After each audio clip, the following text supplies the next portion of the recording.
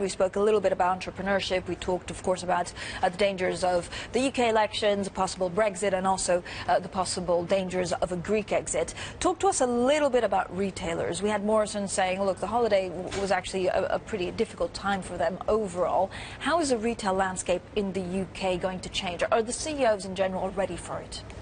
Well, I think there's been a relentless structural shift towards online shopping, and that's going to continue remorselessly. I think there was a time, even a few years ago, when people thought there might be an upper limit of 10 or 15% of total sales going online. I think that's all now history. And I talked to one quite well-known clothing retailer CEO who said that in a brief period immediately prior to Christmas, the sales within his business were 50% online. This is clothing. Now, that's exceptional, but I think it suggests a trend that isn't going to give up. So what that means is that hundreds of particularly, I think, retail parks are doomed. They're going to have to be demolished or changed into something else. I think a lot of secondary and tertiary shopping malls are a waste of space. And I think the whole landscape is going to have to shift as behaviour shifts and retailers have to exit useless space and reduce their fixed cost overheads and move towards multi-channel.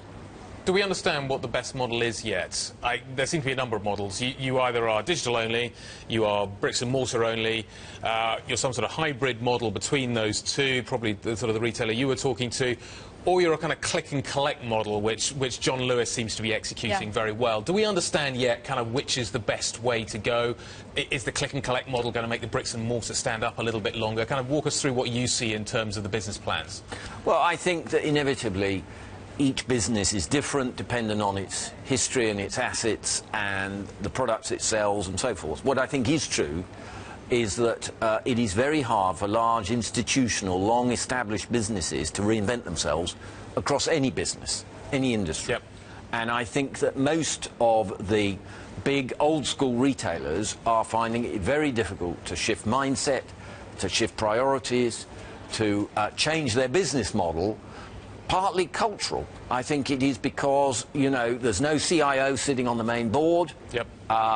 Most of the senior management grew up when the internet hadn't even been invented, and so they don't really understand what's going on, and they're trying to play catch-up, and it's very difficult. And I think this applies across lots of industries, including media and travel and financial services, and retailing is now the front line. When you look at retail, you talk about those secondary and tertiary location shopping malls. Is there any bank exposure? I mean, if these are all going to be shut down... Massive, yes, yeah. Huge. Huge investor, huge bank exposure. This is long-term. It's not going to happen tomorrow, but I think it's remorseless.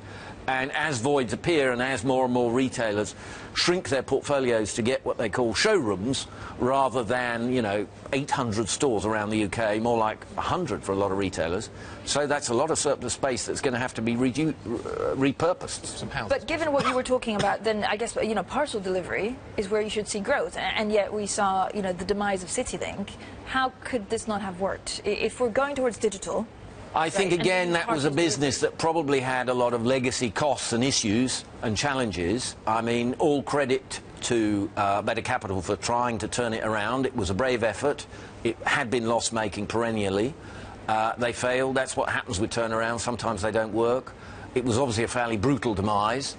I guess that is the nature of capitalism. You have, you know, creative destruction.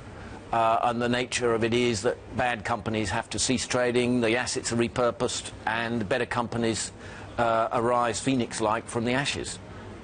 All right, phoenix-like. Had a few phoenixes in the UK economy over the years. Indeed.